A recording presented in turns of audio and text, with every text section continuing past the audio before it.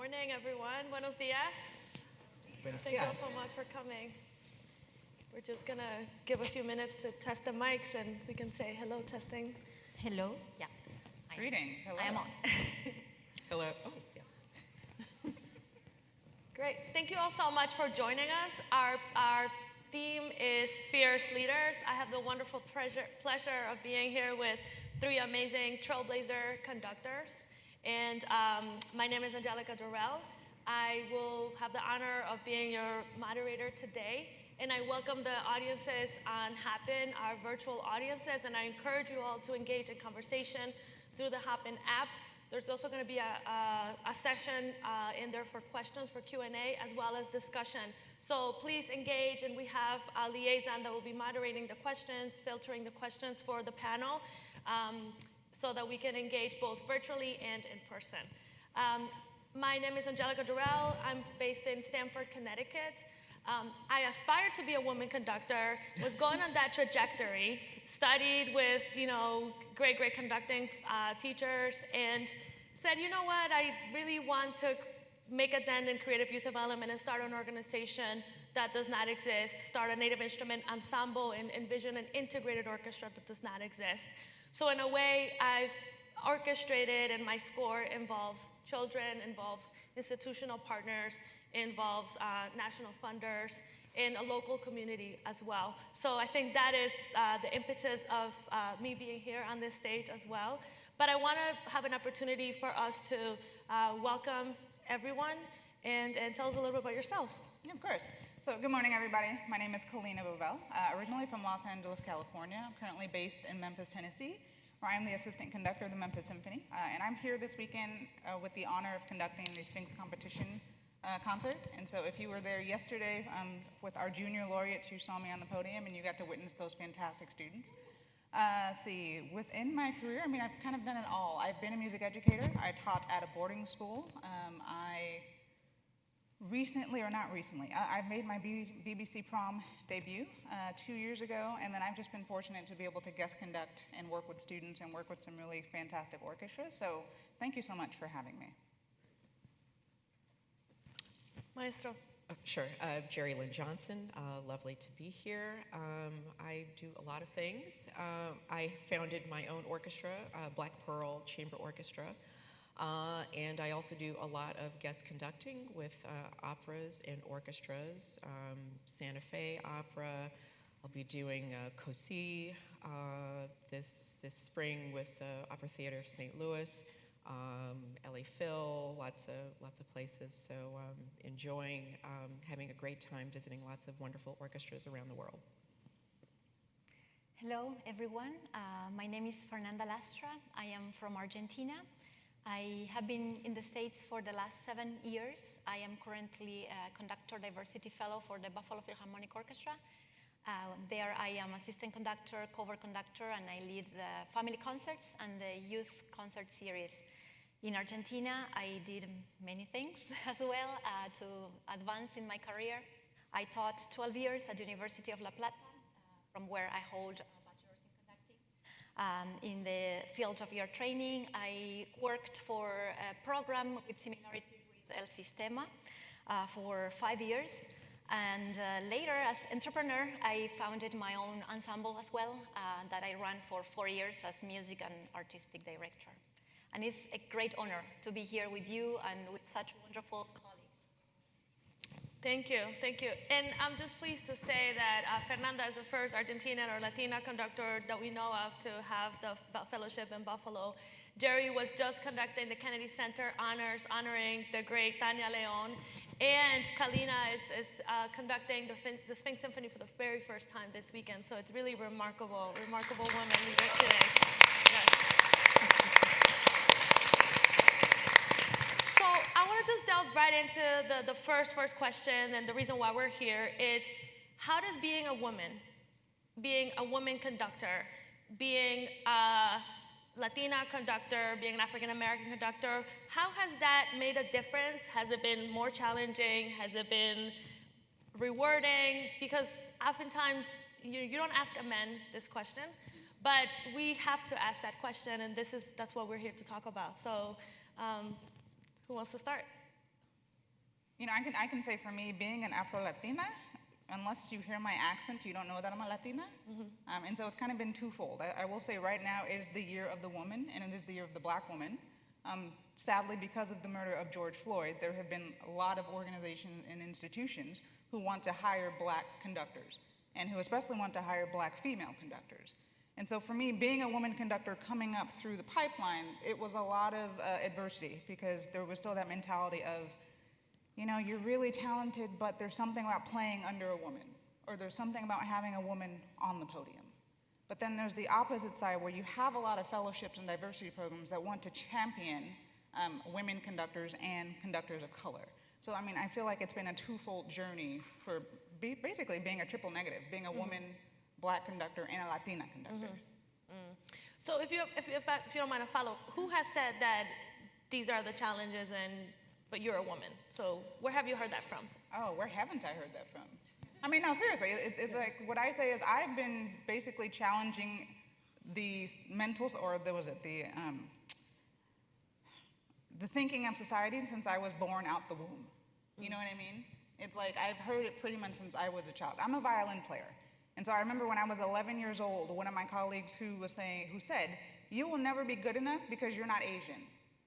And I remember thinking, wow, I'm 11 and I'm already being told that my race is going to be a barrier. And so I was made to feel very early on that it was going to be a challenge for me in classical music because of my skin color. Jeri? So I've told the story any number of times about how I started Black Pearl and what the motivation for that was. Auditioning to be music director of orchestras and an orchestra in California. I made it to the finals, and that's just, it's kind of like the Oscars, like it's an honor just to be nominated sort of thing.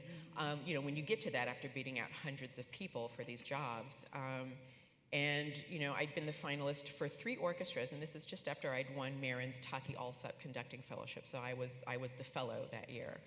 And really thinking that this was the opportunity, the exposure that I had been looking for, and that this was really going to launch my career. I'd done all this great, guest conducting and assistant conducting, and I'd done contemporary opera, I'd done regular, all these.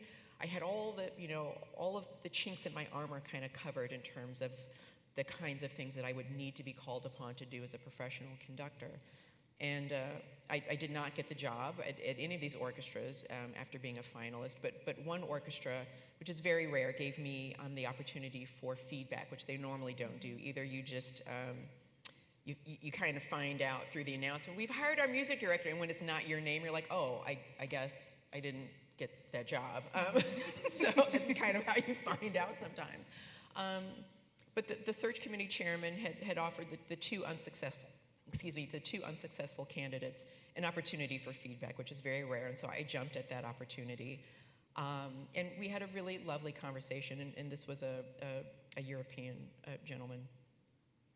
And he says, look, the orchestra loved you, the board thought you'd be great to work with, wonderful conducting, and great ideas. He said, we just didn't know how to market you.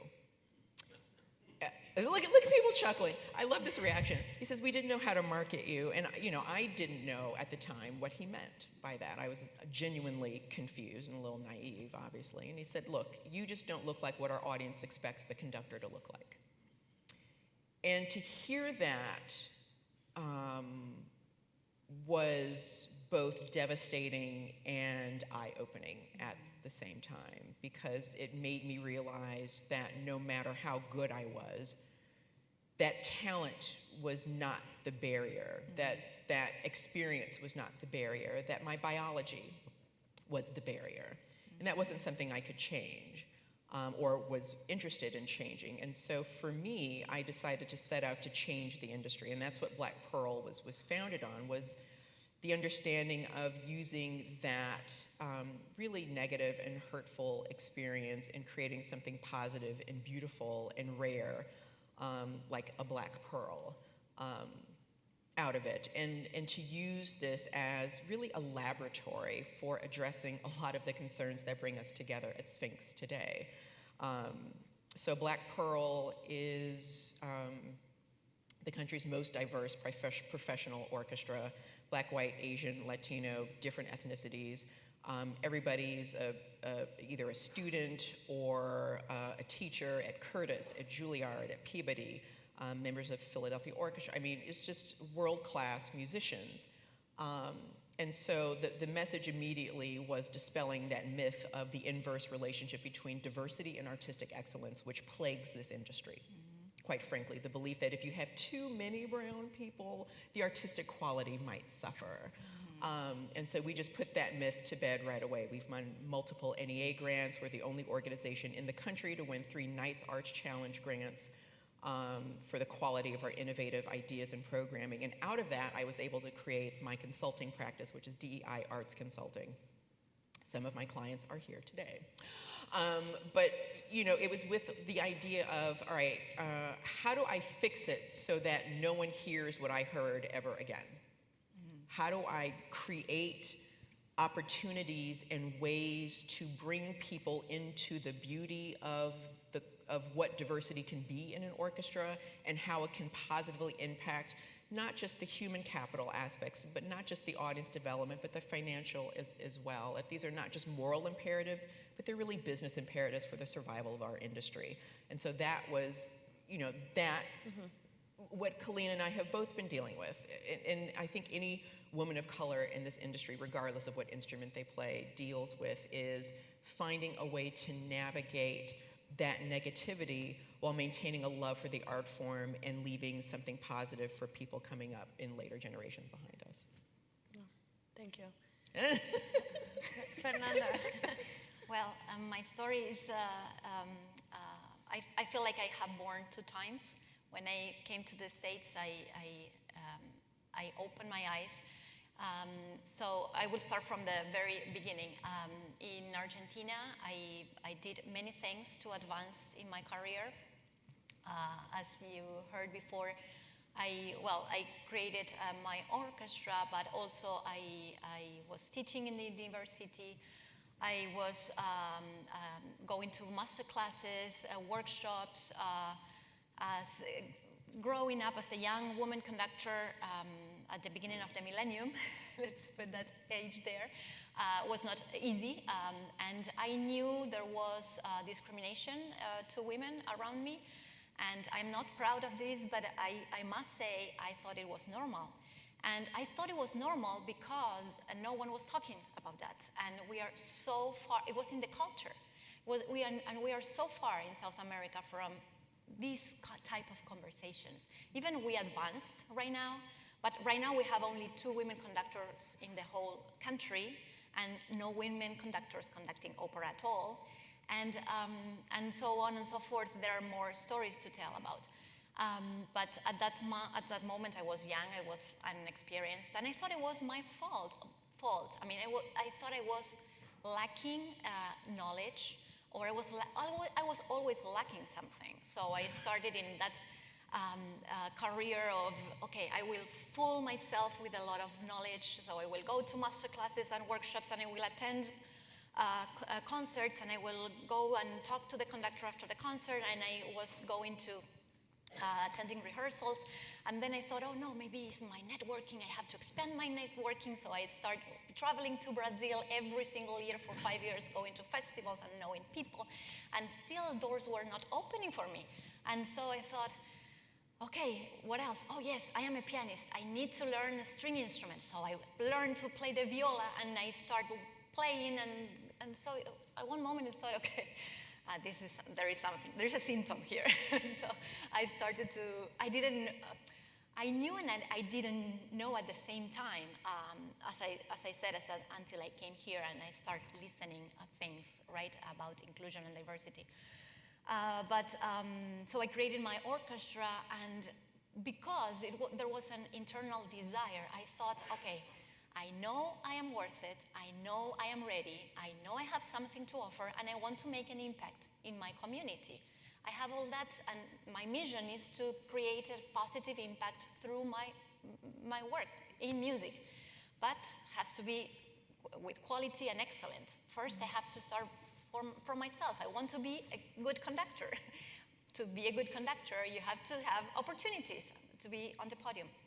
Anyways, it's a cycle. So I created my ensemble, which I ran for 4 years, as I said, as entrepreneur.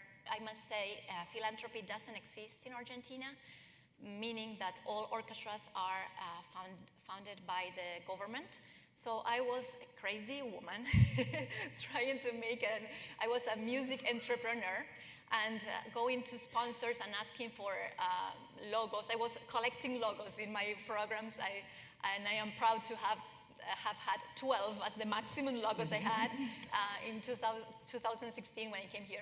But it was difficult because people was thinking, what are you asking me? You're asking for money, but the government should provide culture and education and health. I like that, but the government is not enough. We are so many artists out there. We need to create our own paths. Plus, I wanted to create an impact, and at the moment I founded my ensemble, there were no youth orchestras in my city. So I am proud. We did a lot of things, and this project, as much as I grew up with it and I learned a lot of things, gave me a lot personally, but I was overworked, not paid, and I was doing a lot of things. And I was doing it alone because everyone was thinking, she's crazy, or, I mean, this is not the path, you should go to another direction. But the other direction, the doors were not opening for me anyways. So what to do, I started asking people, I always believed I could create an impact such as I could transform the environment around me. I always believed that, and but not now, because I learned something. I learned that change is collective. It's not one person. And that's why we are here. And that's why it's an honor for me to be here. But anyways, so I was there and I started asking people, I want to study abroad. I didn't know how to start. I didn't know what a statement of purpose was, a TA, all these things. I came to the States with full of illusions, really wanted to become a conductor, to perfection my craft, to be an excellent agent so I can transform and enhance people's lives through my work. And I come here and I see that opportunities for women are much better than in my country. But still we are not in the place we want to be because I go to audition polls and many times I am the only woman or Latina in the polls. Still, and a recent research from women's advocacy tells that only 7.8% of guest conductors in season 2020-2021, this is 2 years ago, is about 7.8%. So still is not even 10%. Maybe in 2 years we got into 10%. I don't know. We can hope for that, or maybe this is going to be a data or a metric point that when we're here next year we can see if there's some change on that. But still a lot to do. And now I learned about diversity and inclusion, and in that venue I try to do my best. Again, from my role, and maybe if there is time, I will talk later about programming and all the things and projects I am working on now. But this is kind of my story, and now I am here in the States. I see every time I cross those doors, I am uplifted, and I feel like there is hope and there is something to do, but as I said, it's not an individual force anymore, it's a collective call. Yeah. Thank you, Fernanda. And that's what we were talking about at the opening plenary with AFA, about impact. And we cannot achieve impact one at a time, and we also have to be relentless about incremental impact as well. So I want to talk about repertoire. It's a challenge, and what I hear from orchestras is we want to diversify the audiences. Why are Latinos not coming to our concerts? Why is your organization not partnering with us? And it's like, well, what are you playing that's relevant, accessible, and inclusive? And what is the orchestra doing to include someone like me, to include an immigrant Ecuadorian in your programming? So we've had to create that. We've had to commission works by female composers. We've had to commission works that include native instrumentations. We have to be very successful at it and say, hey, Kennedy Center partner with us, Carnegie Hall Play USA partner with us, Caramore Center for the Arts partner with us. Are you ready to put our kids, put our mission, put our instrumentation on the stage? And that's an answer, right? So what are you all doing, or how have you navigated the fact that when orchestras invite you to conduct, you're not allowed to pick the repertoire all the time? Or if you're a guest conductor, they're saying, conduct the Mahler cycle, or conduct this white Western European composer. So can we maybe just have a quick reaction to that, or a response to that? Well, I think there's a conflation of a couple things. It's just how guest conducting works, and then advocacy for. Yeah. I mean, so I think there's two. Those are two different things. Well, let's focus on repertoire then. Okay. Well, I know. So I have a lot of guest conducting this season, which I'm so grateful for. And there were only 2 places that asked me to program for my guest conducting engagement. One of them was, okay, send us your repertoire list and we'll just pick. And so, of course, I tried to vary my repertoire list. So there were a lot more Latin American composers, BIPOC composers, women composers. They chose none of that. And so at the end of the day, it really comes down to, okay, but what is going to sell tickets, especially if you're not a well-known conductor? Because an organization still has to be sustainable, meaning they have to sell tickets, especially coming out of this pandemic season.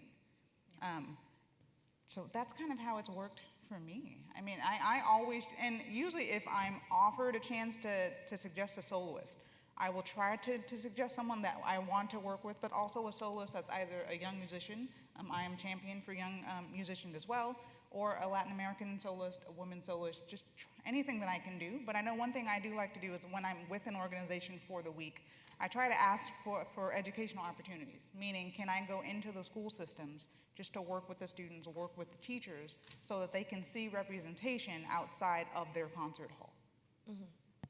Representation is key, for sure.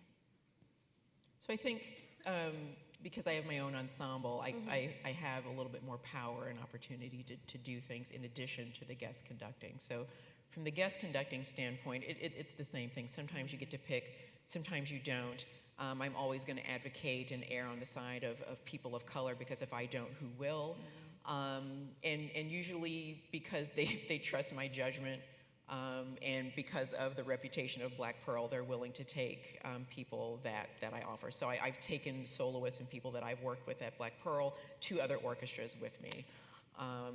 And in that regard, I think, again, once you achieve certain things, it's about how do you open the door for other people? How do you bring other people in behind you, with you, along with you for that ride? Because once people are exposed to the level of talent that we all are accustomed to here at Sphinx, these things become much less mysterious. They become much less foreign. The ideal of Black excellence becomes less of a weird concept for people and more of a normalizing sort of thing. And so anywhere and everywhere I can be a proponent and an exponent and example of Black excellence in myself or the soloists and singers or whatever that I recommend and want to work with, I'm always trying to do that.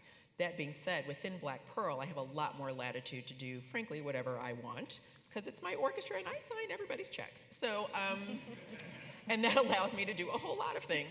And so one of the things that we're starting now is what I call the Kaleidoscope Initiative, where we're inviting kind of the generation younger of composers. And I'd love to talk to you, Angelica, about INTEMPO and getting your input on what we're doing. Because as you all know, opportunity, talent may be ubiquitous and equally distributed, but opportunity is not. And so for young composers, especially young composers of color who may not have resources or connections or mentors who are willing to take them to the next level, make sure that they get some kind of live orchestra performance of their work so that they have an archival recording so that they can then promote that to larger orchestras. All they're sending out are really awful, God love them, MIDIs. And look, I do tons of new music, have always loved new music, and I'm a composer myself. I will listen through the pain of the MIDI to find the beauty of whatever this person is trying to put in front of me. But just from, sometimes the medium is the message. And if all you have is a MIDI, it says maybe you're not ready for that next level of professional opportunity. But if you have a live archival recording, that makes a difference in terms of how people are going to perceive your work and your potential. And so Kaleidoscope is about finding those young composers through recommendations through the application process to say, hey, this is a great piece. I'd love to get out there to major orchestras. Black Pearl is going to perform that piece, give them a great archival recording that they're then going to be able to take. And we're going to be partnering with the Free Library of Philadelphia. If you don't know it, get to know it. They're awesome. The Fleischer Collection, the largest lending library in the world of scores and parts. They used to have all the Florence Price till Schirmer found out and took it all. Anyway, still love them. But it's an amazing resource for Latin composers, for women composers, for African, for all kinds of composers that you may not have heard of, may not know about. They have wonderful resources to help you find out about who these people are, great catalogs that they themselves have put together about that. And so they have a long history through their work, through the Works Progress Administration back in the Great Depression, where they were putting artists to work when there was another major economic and social meltdown in the country, of printing scores and parts at a very high quality and then lending those out. And so we'll be partnering with them to make sure that these young composers also get high quality scores and parts that are beautifully printed, that make it easy for orchestras to get access to and then perform their works. Wonderful. Yeah, again, Composers, in my position as diversity fellow, a conductor diversity fellow, I have a voice in programming. And it's a process of collaboration because I'm not programming by myself at the BPO, of course, and it's just the portion I am conducting, meaning family concerts and youth concerts and the special concerts as the Hispanic Heritage concert and others we have with high school, etc. I am always trying to bring composers, living composers, and of course minority groups composers to the programming. And besides that, I am working in my dissertation right now. That this started as a personal struggle. I wanted to program Argentinian music, and there was only Piazzolla and Gina Serra, and I thought, wow, but we have so many composers. Where are the rest of them? So I embarked in a journey. I have been collecting data for the last 2 years, and I am almost done, and this will be available in May when I graduate. I have 400 pieces, about 52 composers, living composers, Argentinian music collected. This is a catalog only for conductors. Conductors and organizations, but what I am doing is, if you know the book Daniels for conductors is the same, so you will have the instrumentation, the length of the piece, and something I asked the composers to provide is a link to a recording that was mandatory. So you will have an excerpt of the piece, and in many cases an excerpt of the score as well, and also the website of the composer and the contact information, and when was premiered, the name of the conductor that premiered the piece. So you can contact the conductor and ask what is the piece about, or the name of the soloist, if that is the case.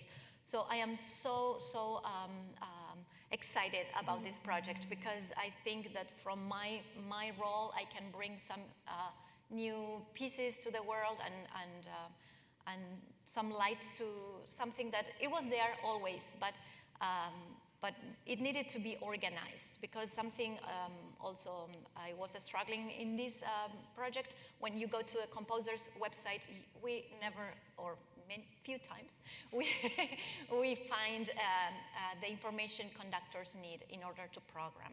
Meaning, as you said, a recording, length of the piece, instrumentation, all the instrumentation, not just full orchestra, because this is, we need to know the budget for the program, so we need to know if we need to hire people extra, etc., etc. Yes, I can't wait to share with everyone this resource, so I'm so happy for this. So we'll be on the lookout. Yes.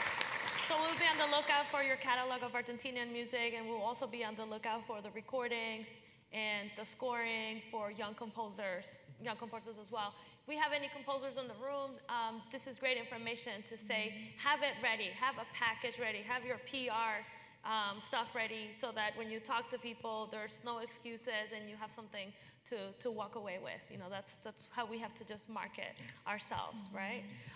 So I want to shift a little bit about academia and institutions and how you've all come from, you know, great trainings, landed great fellowships, but we still don't see, you know, a lot of women in being appointed as lead conductors or main conductors of a major orchestras. So how can we bridge that disconnect, or what is that disconnect? And if we have, you know, academics here that are running or overseeing music conducting programs at universities, and then orchestras here, how did you make that bridge, or how can others help make that bridge? For me, it was about creating my own opportunities. I mean, so as conductors, for us to practice, we need an orchestra.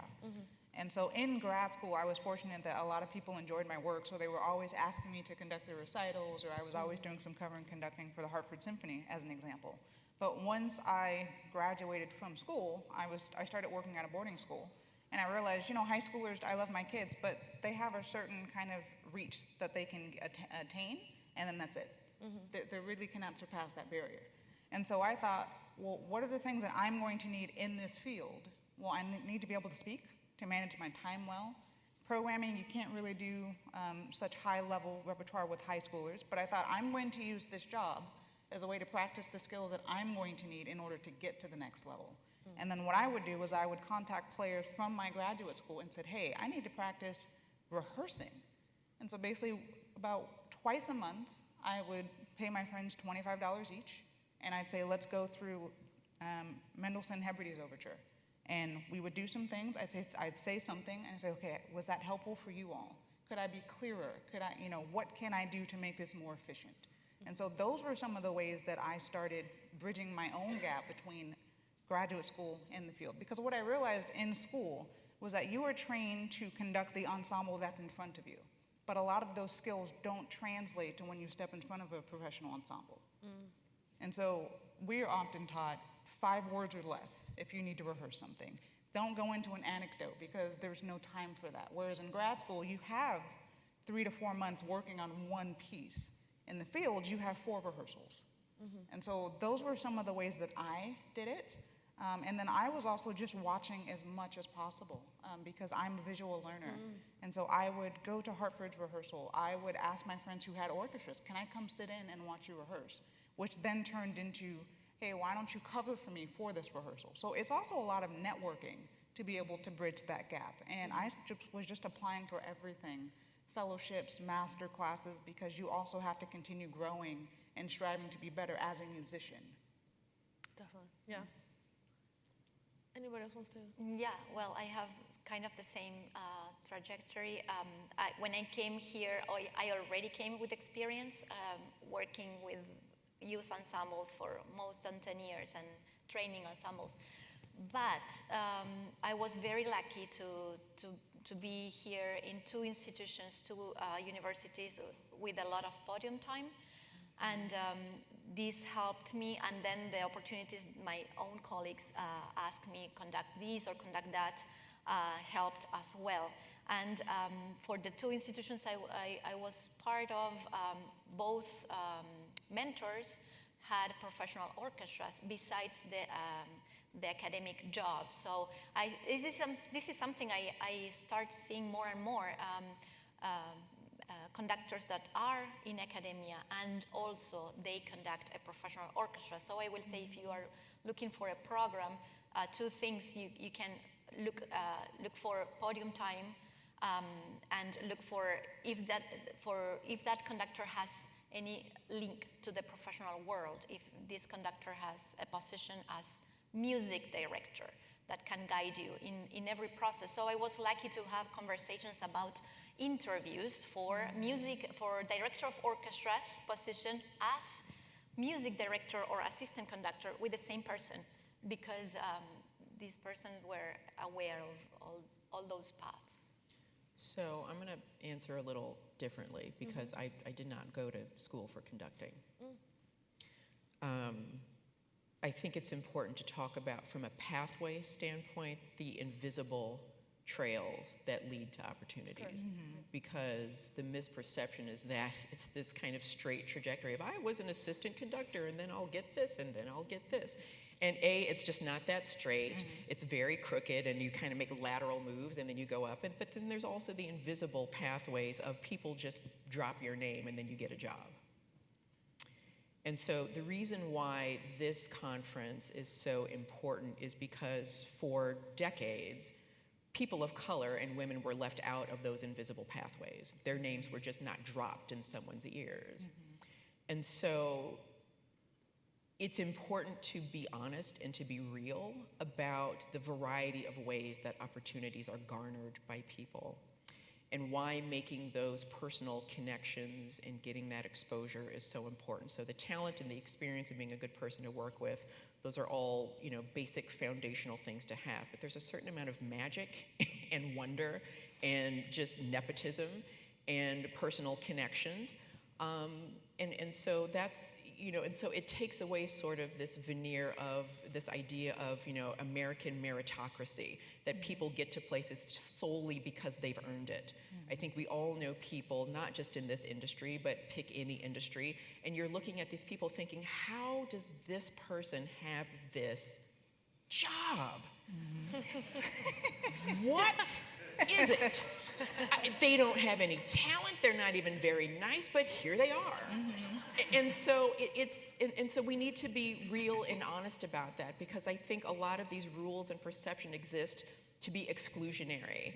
The idea that, that there's this kind of curatorial objectivity, that we're all choosing pieces just because these are great pieces, that there isn't any kind of racial or ethnic or cultural bias that goes into the choices that are being made by people.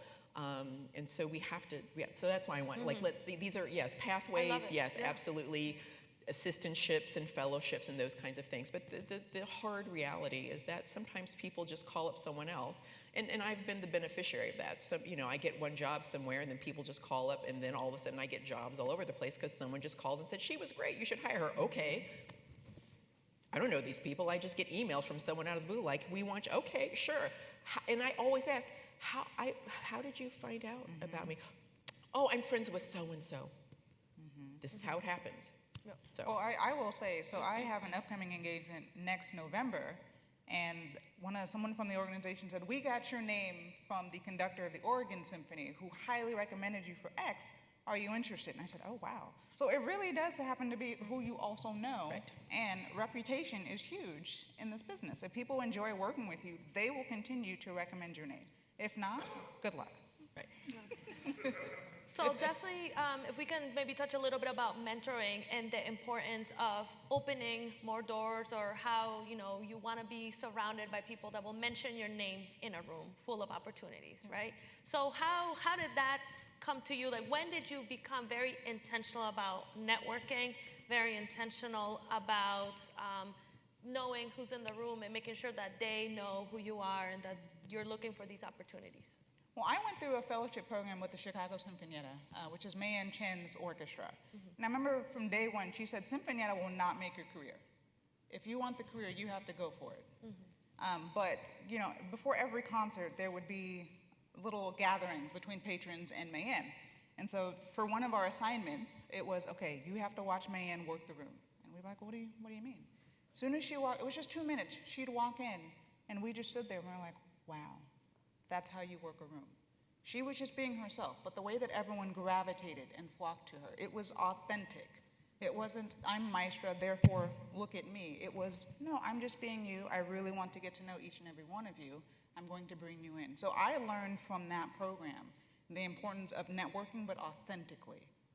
Instead of networking so I can put your name in my back pocket and call you later, if that makes sense. Authentic networking, I like that.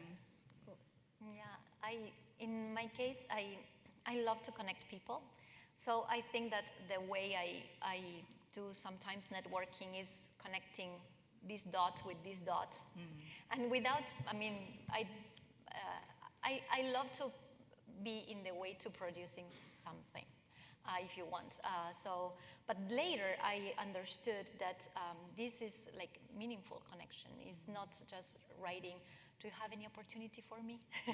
But just being there, and if you have a resource that someone else could be benefit of that, don't hesitate. Not your intellectual production, but something you have that you can pass on and make things happen. And then is the magic, because you're in the middle of that, even if you are not benefit of that directly at the large. Later on, it will come from that person or another person, doesn't matter. It's a cycle. Yeah, if I may also answer that question a little bit on my experience. When I was looking for partnerships, I would at first go to people with problems, like pointing out, this is the problem, this is the problem, this is the problem. And they wouldn't want to hear from me because I'm pointing something that they already know. But then once I made a switch to say, let me come to them with solutions.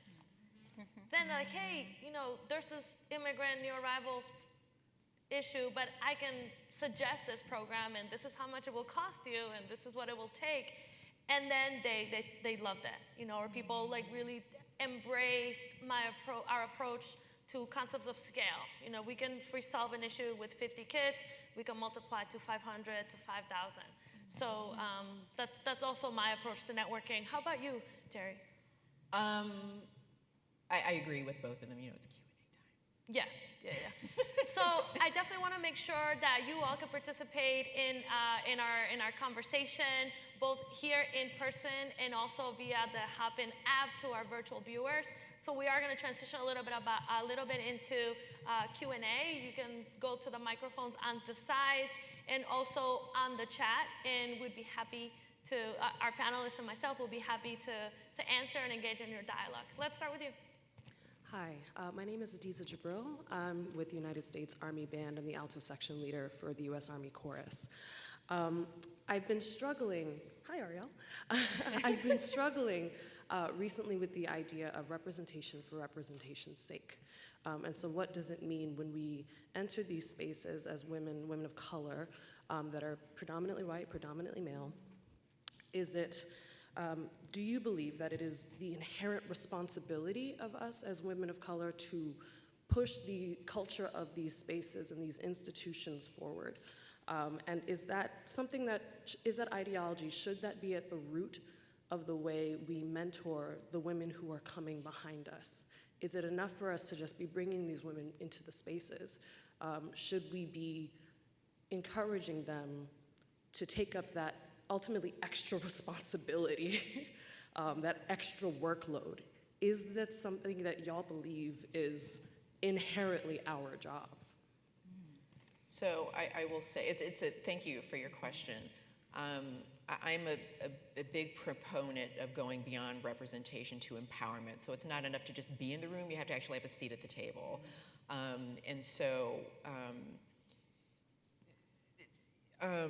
Power is a tricky thing. Privilege is a tricky thing. Responsibility is everyone's. How power and privilege are distributed goes in a myriad number of ways. But what becomes important is that burden of pushing the work forward to make sure that we have a culture that goes beyond inclusion to creating belonging isn't just one person's responsibility, and it should not be distributed or felt to be as such. And so for me, asking another person to take on whatever burden of doing that work that has to be their own personal decision. And so if someone came to me to ask how to do that, I would certainly, we would talk about that together. But it's not, I don't do the kind of mentorship that's this sort of proselytizing where you need to join the fight, you need to be doing this. Because to be quite honest, it's not always safe to be fighting with people in certain spaces. And you should, that's what agents are for. And that's what you have a conversation that I have with my agent all the time about what I will and won't do. And I've turned down work before, like, yeah, I don't like that project, that's purely, that's performance. performative, I'm not doing that. They can find someone else to be performative. If you want to be about the work, I'll be about the work, and I'll be there for that. But again, it goes back to the authenticity kind of thing. And so I think whether or not people want to engage in that in any particular situation, it's situational, B, it's personal. And so I think it's not a single answer. That's what I would say. Oops, sorry, that's what I would say. Yeah. In my case, I believe that representation matters, and that sometimes when we're put into a room, when we're put into a situation, obviously the choice is ultimately ours. But sometimes when I ask myself, it's if not us, then who? If not now, then when? And I was actually having a conversation with DBR last night, and his approach is, instead of him saying, I have this idea, or I think we should do this, he talks to people like, I heard this idea, what do you all think? So that then it's not him necessarily championing or just being responsible for doing that project, but it's everybody who's like, oh yeah, we should do this. And then everybody feels part of a project that they're gonna carry out and do it. That, you know, subversively has that representation component, or has your mission embedded into that. Do we have any questions on Hopin, or we'll go to the next person on the microphone? This question from Hopin is from Sheila White. How can you tell an invitation to collaborate isn't truly moving the orchestral institution forward? Do you mind saying how an Yeah. invitation to collaborate? I think she's asking about authenticity. Can you just repeat the question again? Thanks. Yes. How can you tell an invitation to collaborate isn't truly moving the orchestral institution forward?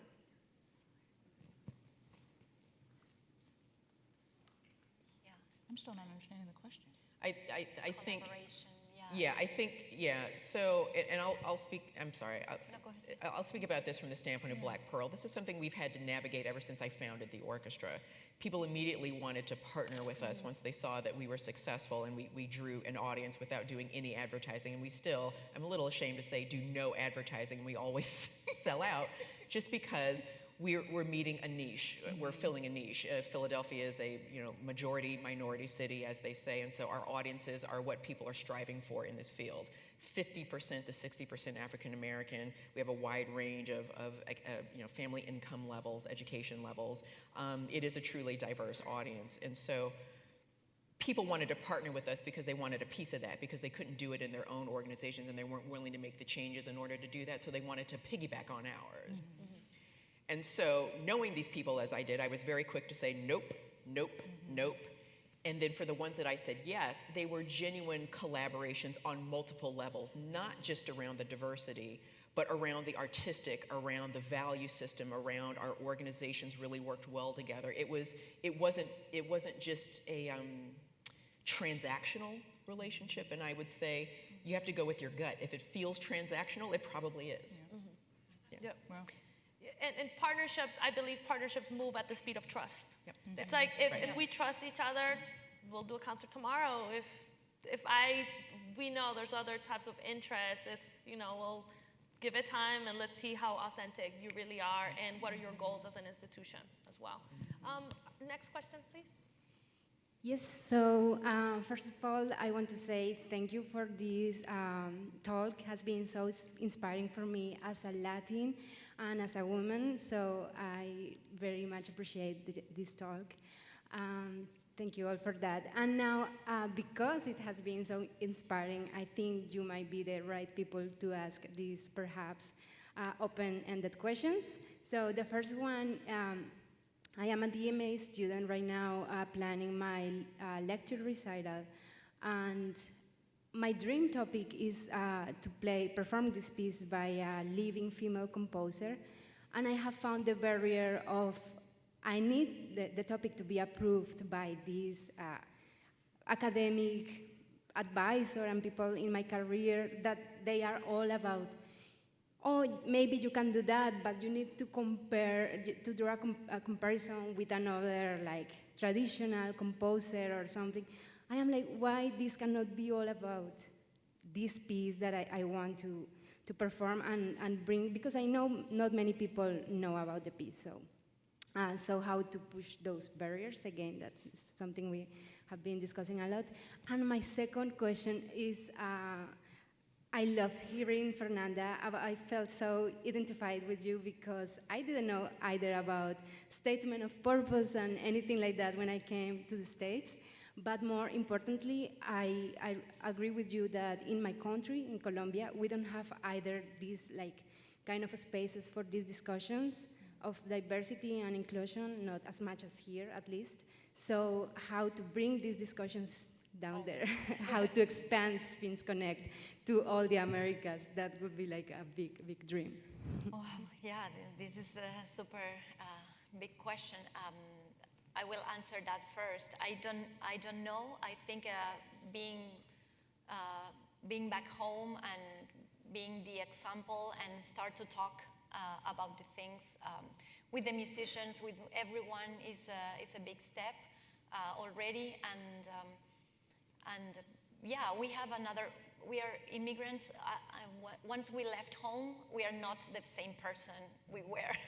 We are different. And when we go back home, it's difficult sometimes to speak even with your own friends or peers or family, because they didn't see what you saw.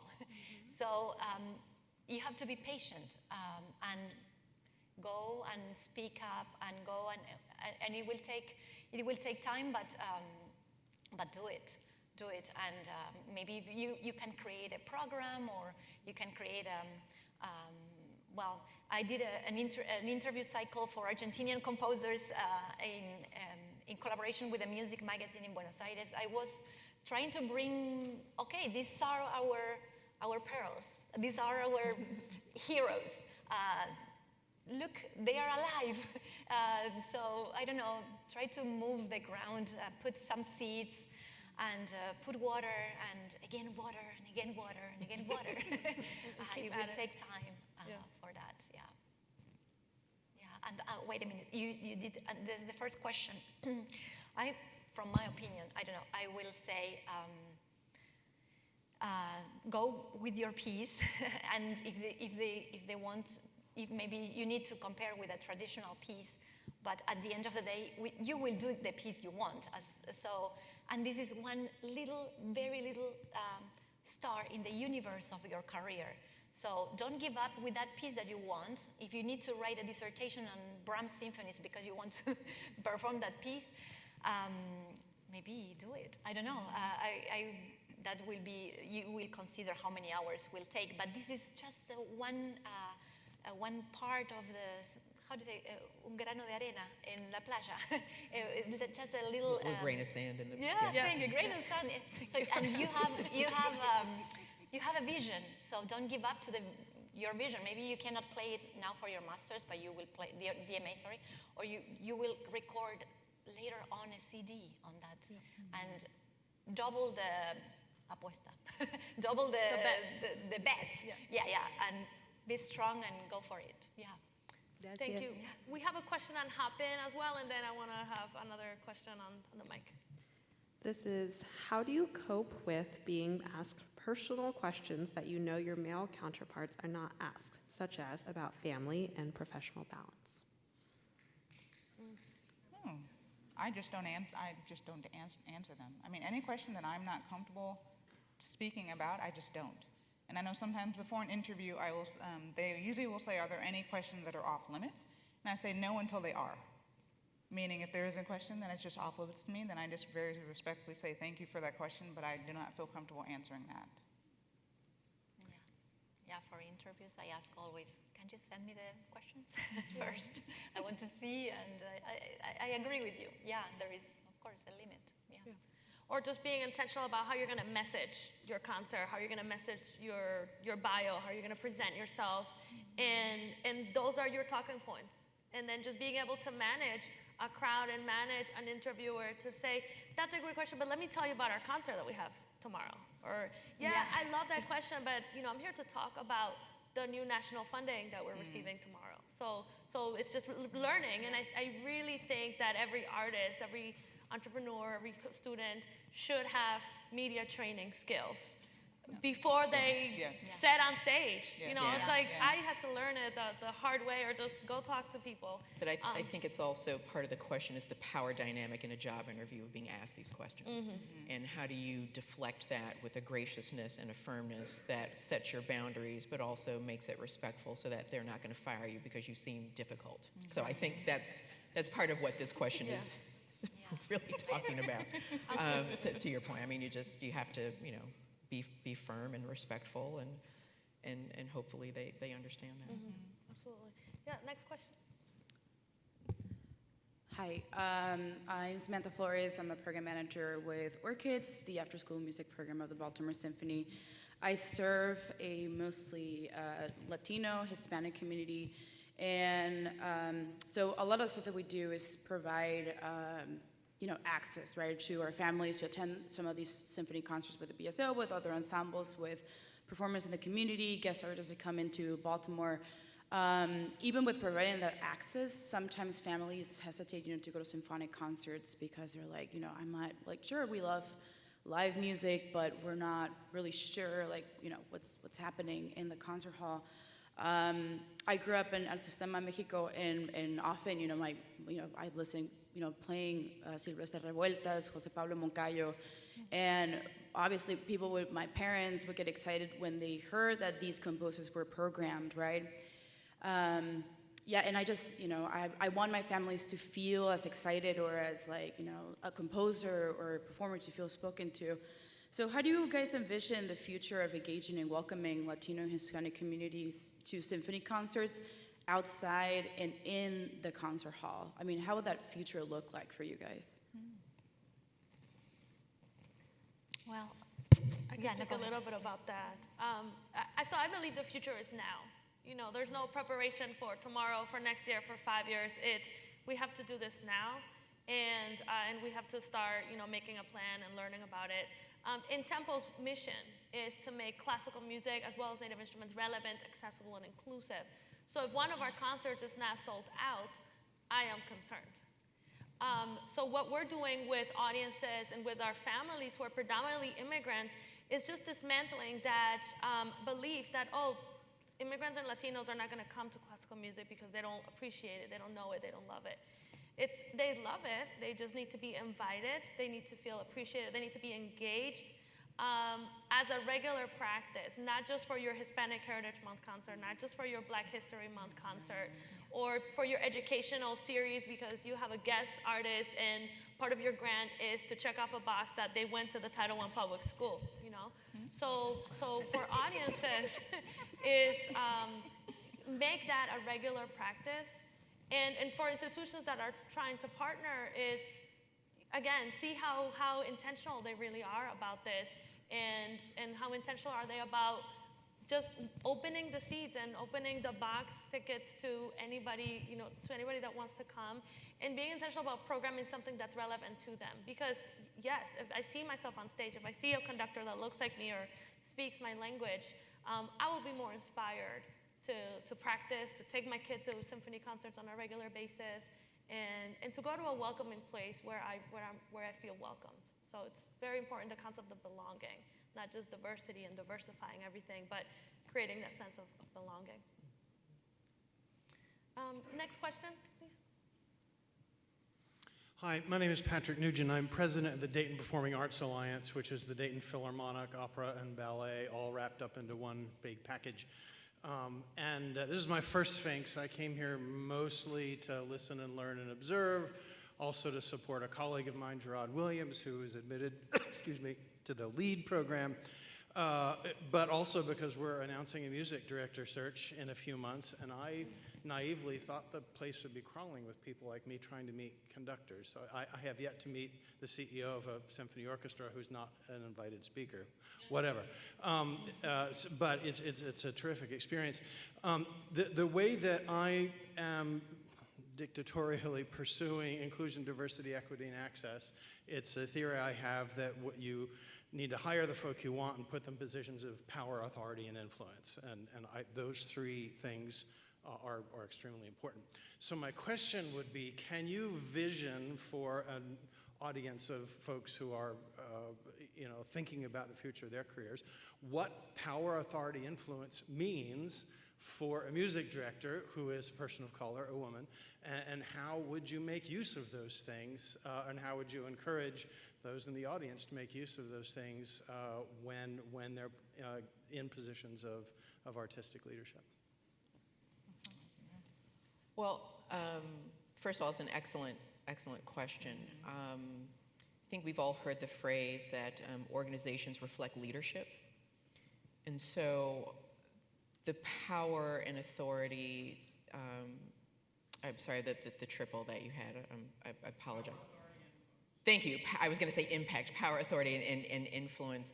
I think that becomes wielded from a place of authenticity first. So I think these are not qualities that you can policy your way into, that you can procedure your way into.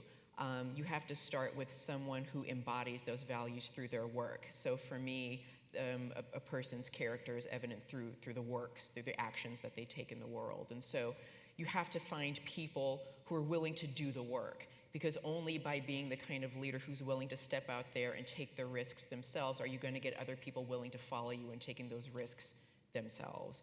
And let's face it, right now, the reason why Sphinx has been going for as long as it has and continues to go strong and people continue to struggle with the questions that they have for the last 20 years and continue to struggle with is because these are risks that we're asking people to take. They're not the same kind of risks as, say, skydiving or whatnot, but we're asking people to risk their deeply held assumptions about culture and identity and moving that needle forward. And these are And these are well-intentioned people, and when you get down to dealing with these bedrock foundational core beliefs about their identity, things become much harder to move. And so you have to find a leader who's leading from a place both of authenticity and empathy for meeting people where they're at. And again, that authenticity and risk-taking is critical to being able to move those people with them along that continuum of being uncomfortable, or being comfortable with discomfort as you move your way through that. And I think change is really possible, but like I said, it isn't something that you can policy your way into or out of. In our consulting, we talk a great deal about a lot of our clients historically always want to move straight to how can we get more brown people in our orchestra, in our audience. That's great. But you have a lot of internal issues around power and communication and inclusion and diversity beyond just race and ethnicity, but diversity of thought, diversity of idea, diversity of repertoire, diversity of all these kinds of things. And so until we can get down to these sort of fundamental theoretical frames about how we're all dealing with one another, that's the icing on the cake to get people there. But to create the culture, you have to do the work first. And so, like I said, organizations that are doing this work best are reflecting the leadership. It is the leadership who is wielding that power, authority, and influence in a way that encourages those people within the organizations to take that leap forward into the unknown and find a better path forward. Thank you. With that, thank you so much. I want to thank our wonderful, wonderful panelists, our audience, our virtual audience, and everybody that came here. Thank you for supporting our fierce leaders, and we'll see Kalena tonight at the concert. Thank you. Thank you. Oh, I was using the wrong finger.